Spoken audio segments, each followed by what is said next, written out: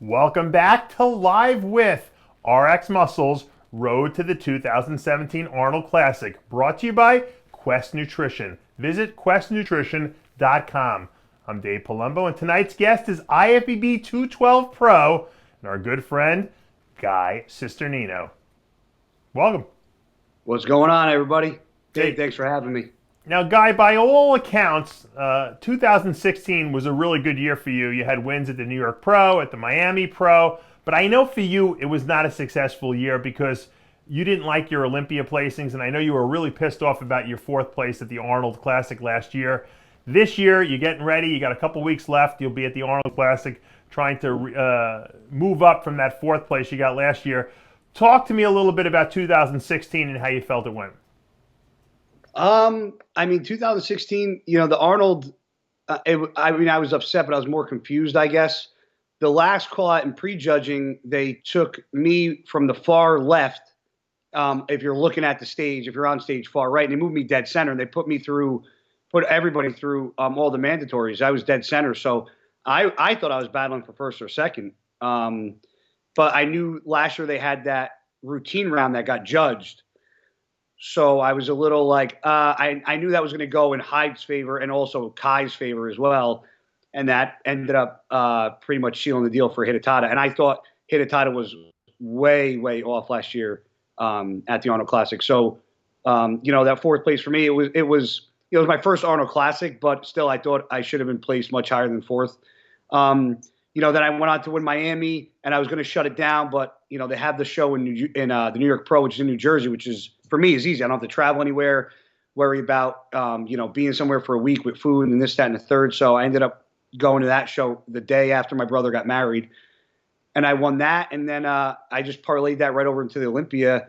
And this was probably I was more disappointed this year than any other because this was the first year at the Olympia where right before I walked on stage, I went into the bathroom. I have my my little rituals that we all do, and I pulled down, I took my pants off, had my trunks on, looked in the mirror, and I was like, this is the best I've ever looked. So I had more confidence this year, probably in any show that I've ever done, and then I got eighth, and I was I don't know.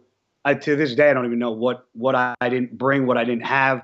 I know I'm not the biggest guy on stage, but I would honestly say I was probably one of the most conditioned guy, not in the 212, but in the show. So I don't know what I missed, but it is what it is.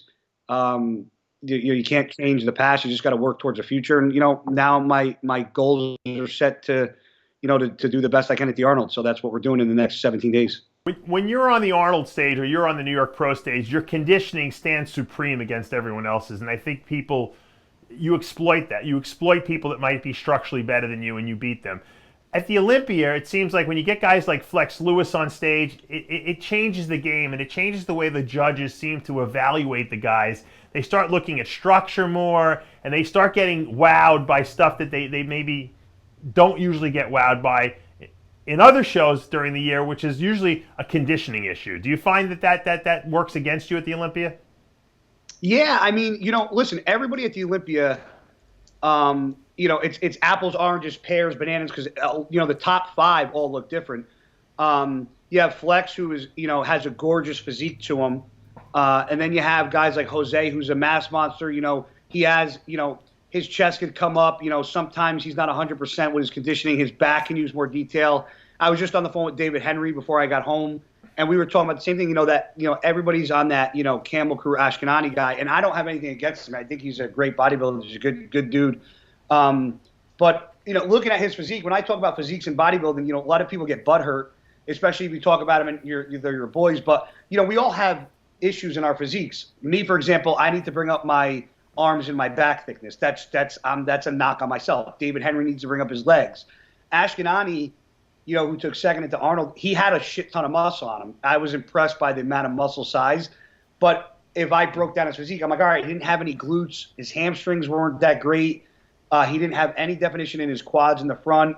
He had a big, wide back, not a lot of definition. So it's kind of like I don't know what they were going for because you have Flex in number one, who's got that aesthetically pleasing physique, in shape, shredded glutes, and then you had Ashkanani at two, who's night and day from Flex. So, it's kind of it's confusing as an athlete, but I agree. I think they see things on the Olympia stage that they don't see throughout the year, and they kind of get caught up in things that they're not used to seeing. So, I got to battle against all those guys in 2 weeks, and the only guy on that stage I haven't beaten is Ashkanani. I've beaten David, Hidetada, Jose, all the guys that are going to be battling for the top. I've beaten at one point or another. So I'm confident that I can look my best and beat 99% of the guys. There might be somebody that comes in better than me or whatever, but I'm just focusing on bringing my best. But we'll see what happens. I can't any shows throughout the year that I do. I'm pretty much guaranteed top two winning.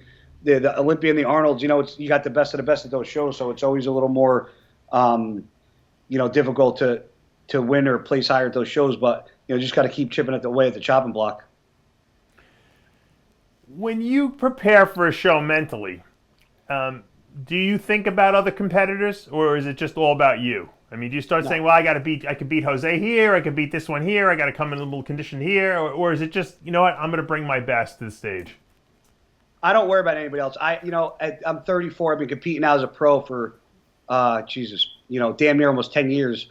You already know everybody you compete against. You know their weaknesses. You know their flaws.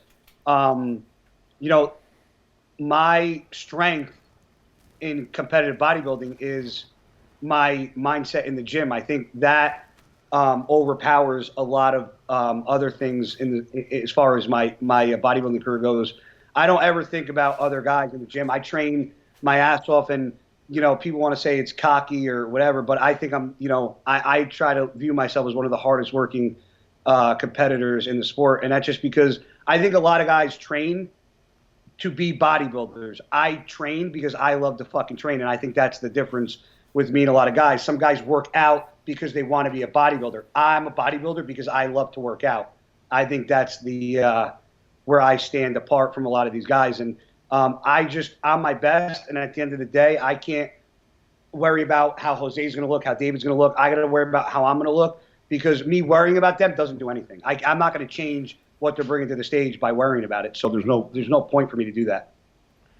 Now, they're going to be judging the posing round again this year at the Arnold Classic. I got confirmation of that from Steve Weinberger. Oh, that's good to know, because I didn't know that. Does that concern you? I mean, you usually have a pretty good routine. I mean, you're not dancing up there, but you always have an entertaining, get the crowd on their feet type of routine. Do you think that'll work to your advantage or against you? I already started putting together my routine. They sent out the email and they said 3 minutes. So I was like, oh, because normally 2 minutes. I guessing it was because it's not as big of a show as far as the men's bodybuilding goes. There's not 20 plus guys in the class. So they did give us 3 minutes. So I love posing. I love getting the crowd into it. But the more that I look at my routines throughout the years, I show off a physique better when I do a slower routine rather than doing like a faster rock or hip hop type of routine. If I slow down the music and do like contemporary or like a slower rock song or country, I show my physique off better than trying to go to a faster song and really rushing through the poses. So that's what I'm sticking to this year. I'm doing, a kind of a slower song that has ups and downs in it throughout, so I can, hit peaks in a certain shots at certain points. So I like the fact that they do the posing round and they judge it, because, you get these guys that walk on stage and they just hit their mandatories and walk out. And it's like, okay, well, you have all these fans that paid hundreds of dollars for money, and you're just going to go hit mandatories and walk off. It's like there's no really thought goes into that. Anybody can do that. No, you're right. Anyone can do that. I like it to a certain degree. I don't know if it should count as much as it does, but I think it'll probably work to your advantage because, like you said, you're such a methodical planner and plotter, and you'll practice your routine 4,000 times. So I'm sure it'll be terrific on stage. Who do you see as your main competitors at the Arnold this year? The people you have to be the most concerned about? Jose, David, Ashkanani. Okay. You don't think I would say Hidetada, but he's been in my radar, and I beat him in Arizona. So, Hidetada's a great guy. I get along with him. But, after how he looked at the Arnold and the Olympia, he's been progressively going backwards. So I'm not really too – now, he could come out of the woodworks again and look great like he did a couple years ago, which is fine. But, as of right now, my main sights are on Jose, David, and Ashkanani. Will you shave the beard, Jose guy, for the show? I got at least 2 inches on that kid. Yeah. Will you shave the beard for the show? Listen, I'm gonna rock it as long as I can. You know, I know the judges like a clean shaven look, and if they don't like it, I'll shave it as much as I want to keep it. I think it gives me a different look. I think it draws attention to the stage. I think, you look at the stage and you're like, oh, does he have a beard? It kind of makes people look at you, which I think is good. But, coming from the judges' standpoint, they like the clean shaven look. But I mean, if you look back in the day, there's some guys that had the mustache, some guys had beards back in the day. Right. They don't like it, so if they ask me to shave it, I'm not going to say no. I'll obviously do it, but. Well, you're going to do it the day of the show? I mean, or are you going to ask like Steve Weinberger like a week before? No, I had this beard until the day before I competed at the Olympia. Really? Aren't you worried that you'll have? I shaved it the night before. Really? Aren't you worried that you'll have like a shadow there or something like that, or your skin will be sensitive? Nah, I got Italian skin, bro. My skin's as tough as it comes, Dave. What? Guy, what do you think about the whole pilgrimages that people are making out to Oxygen Gym there and training in Kuwait? Listen, I'm going to break it down for everybody that's fucking watching. With the anabolic chicken, the camel crew bullshit, yada, yada, yada. Let me break it down as fucking simplistically as I can, okay? To me, that's like going to football. I played football for 15 fucking years. That's like going to a football camp, because if you look in our everyday world, our bodybuilders, we are subjected to outside stimulus and outside things that distract us, like our families, dogs, houses, bills, mortgages, girlfriend drama. You out to Oxygen, okay, you out to those gyms. There's no girls in the gym. There's no fucking you can't even get into a goddamn porn site and rub one out if you wanted to, because that's all blocked. There's no drinking out there. Pretty much everybody I talk to, you can either go to the fucking mall or go to a movie theater, and that's it. That's all there is to do. So we think we're living a bodybuilding lifestyle over here doing, what we do. But when you go over there, it's like a bodybuilding camp. So you literally train twice a day. You have people checking in on you if you're napping, if you're going to bed at a certain time, giving you all your food, your supplements, blah, blah, blah, blah, blah. Anybody that does that anybody that needs to go there in order to be a better bodybuilder, to me means they're not headstrong enough to be a competitor here, because anybody that knows me knows I got more fucking drama and outside stimulus bullshit than any fucking bodybuilder there is. I deal with more bullshit throughout any fucking day than anybody else. But I still go to the gym and I have a switch. My switch is either on or it's off. When I walk into the gym, that switch is on. There's no middle of the road switch. And you have guys that go out there to accomplish something because they can't accomplish it here because they don't have the mental capacity to fucking actually deal with life and bodybuilding and separate the two. So do I think it's cool that you can go out there and live and the bodybuilding lifestyle and just eat, train, and sleep? Yeah, that's great. But me personally, I would probably fucking go nuts if I had to do that, because I can't. I don't nap. Jose naps like clockwork every day. I'll be on the phone and he's like, oh, I gotta go. I gotta fucking take a nap before the gym. I'm like, you fucking me. But no, I enjoy the thrill and I enjoy the process of being a bodybuilder here, because to me, anybody can go live in a shell for a month or 2 months, 3 months, and just eat, sleep, and train. I don't want to do that. That doesn't sound fun. Do I think it would help my physique? Maybe, but I think there's way too much hype about going over there, because I think the difference between there and here is there's no distractions. That's what it comes down to. There's nothing to distract you from being a professional bodybuilder. That's what I said. And I actually used you as an example. I said guys like Cisternino wouldn't even benefit from going there, because you don't miss meals, you don't miss sleeping, you don't miss anything now living in New Jersey. So I don't think you would benefit, whereas you might get a guy who gets distracted, misses food, doesn't go to the gym when he should because you got, like you said, girlfriend drama, wife drama, whatever. Those guys do well over there because they need to take the distractions away. But even though you may have distractions, you don't let it affect your lifestyle as a bodybuilder. I know that for a fact. No, I don't let anybody fucking affect anything that I do. That's why you're single. I've been divorced. I've had girlfriend drama. I've had, beyond issues. And People are like, you know Chris LeCompte, Dave, you work with him.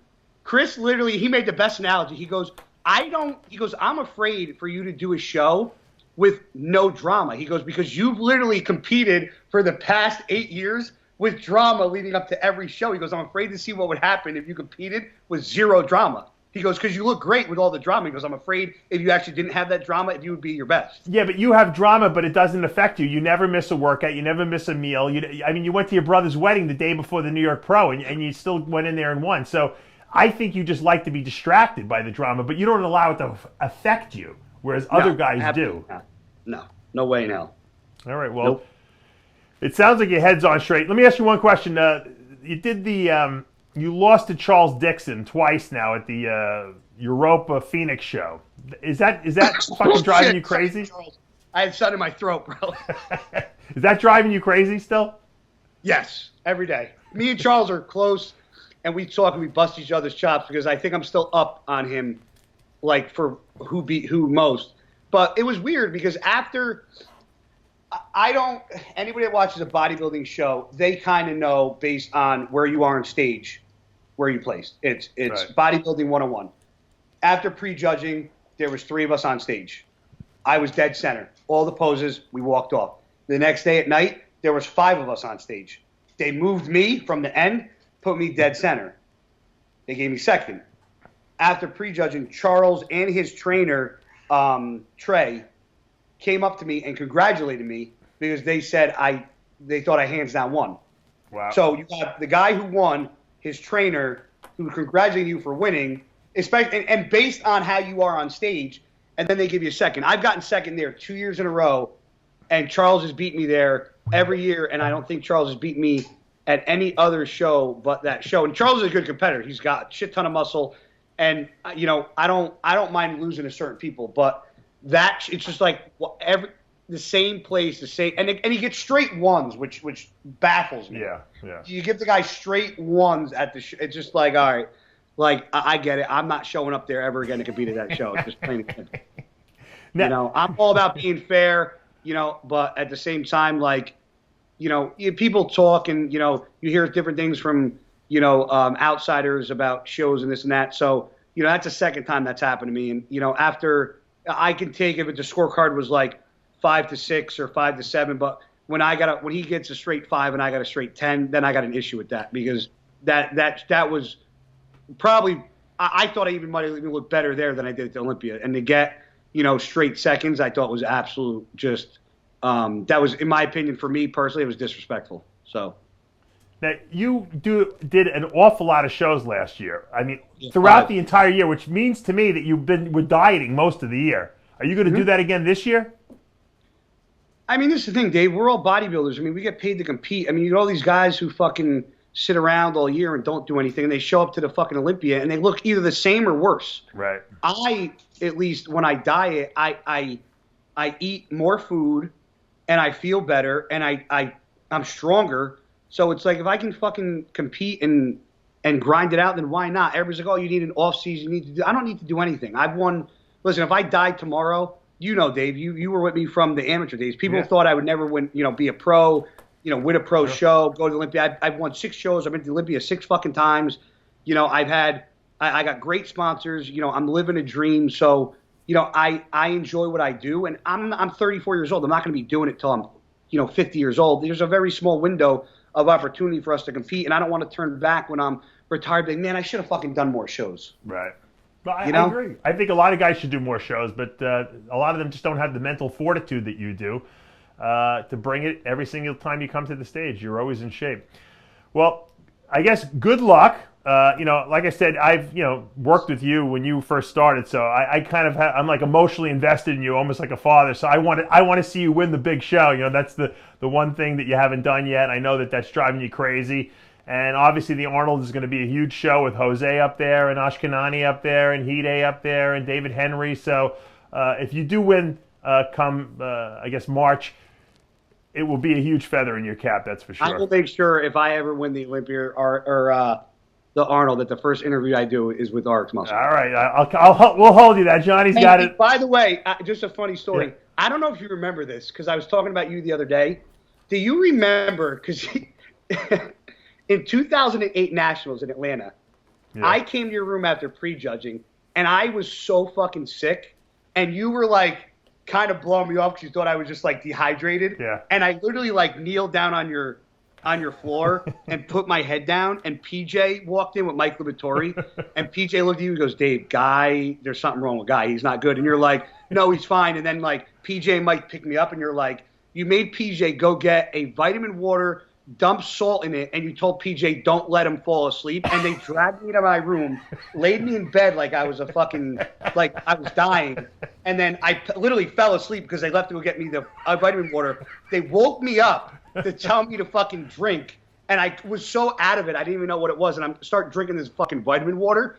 And I remember I spit it out, and I go, what is this, fucking ocean water? And they're like, this is what Dave said, you have to drink the whole thing or you're going to have to go to the fucking emergency room.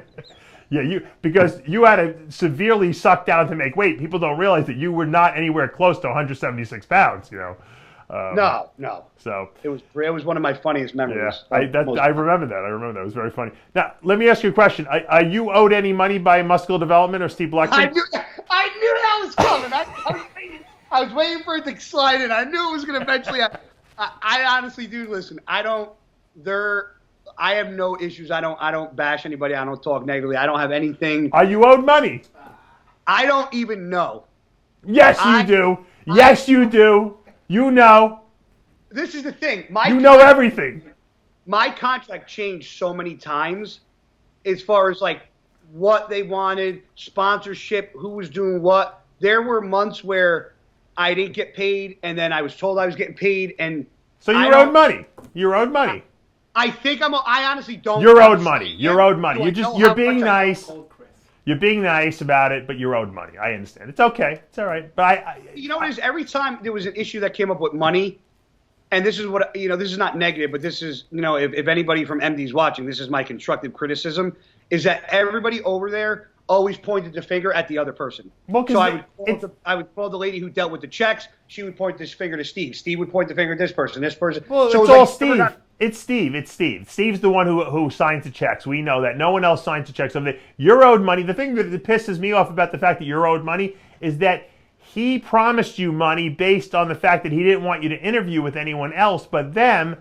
And I could have done a lot of great interviews with you, after some of the, great victories you had, and I couldn't even do that, or lead-ups to the Olympia and stuff like that, and you never got paid for that. So that's just shame on them. You know what pisses me off, Dave? And this is the one thing I'll say that really upsets me, is that one of the things that I was constantly told about MD was, a lot of it had to do with your sponsorships, and that's, your sponsor, your as far as ad money goes and this and that, which is fine. And I talked to Steve and a lot of those guys multiple occasions because they never wanted to have like exclusive athletes. They always wanted to be with your sponsor. So your sponsor pays advertising dollars. Out of that money that you pay the magazine, you get cut a check, blah, blah, blah, blah, blah.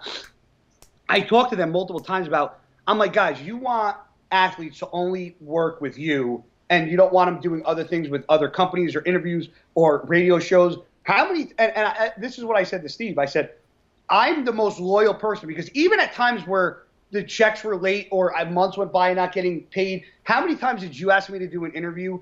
And there was other, Flex Magazine, whatever, and I always turned it down because I never wanted to be the guy to go against a contract. What I didn't understand is why wouldn't these companies just pay you, Guy, the money that Blackman was going to? In other words, they're paying Blackman, say, $10,000 a month, and they're taking $2,000 of that and they're giving it to you. Why not just give you the $2,000, let you interview with whoever you want, so that it's promoting their company better? I don't get it. It doesn't make sense. It's not a smart business model. Blackman just pocketed the money, didn't pay you, and didn't pay anyone else, evidently, except the only person who's getting paid is Dallas McCarver so that he can schmo out with his glutes. But no one else is getting paid over there, obviously. Listen, when I first started with, like, reading MD back in, like, 2006, that's when you had your whole thing. Right. The magazine was fucking the size of a, friggin' Bible back then. And, I had conversations with David Bay about who's on the cover. It's almost like it went from a hardcore bodybuilding magazine to almost like a fitness-esque type of magazine. And you open up the magazine and half the stuff you see. Christ, I even got into an argument with, who was it? It might have even been not an argument, but Bleckman, or it might have even been David. You're putting fucking Lee Priest, you spread a Lee Priest in the magazine. The guy hasn't fucking competed in that IFBB in what, 10 years? Why the fuck are you putting him in the magazine? Like, I don't understand. He's a freak. He's a freak. Great glutes, too. He never had fucking glutes, and he's one of my favorite bodybuilders. Well, you know what? The funny thing is that David Bay's not there anymore. I heard Denise quit, who does all the checks and everything like that. She left. I called her too many times asking for my paycheck. Well, you know, she probably is sick of everyone calling her day and night, I'm sure, for their paychecks. So it is what it is. I just wanted to see if you actually were owed money. I knew you were. I knew that they... I can't believe you let him get away with it. I am owed money. I don't know how much because, honestly... I got to the point where I got so, like, whatever about it. After a couple months, I'm like, hey, you guys haven't paid me in 3-4 months. Like, what's going on? And then I would get a check for, like, half of what I'm owed. So I was just like, after a while, my company stopped advertising with them. Right. So I haven't, so I was like, you know what? Better never hear you say I can't interview with you because of anything related to Steve Bleckman. I'm holding you to that right now. I got you. You got my word. All right. Well, Guy, great luck. Good luck at the Arnold Classic. It's going to be in less than 3 weeks from now. We'll see you up on that stage, and hopefully you bring home the gold this year. We will see what happens, man. With the cards, we're going to fall where they fall, man. All right, that's going to take us to the end of another episode of Live With, brought to you by Quest Nutrition. Visit questnutrition.com. I'm Dave Palumbo, and we'll see you next time.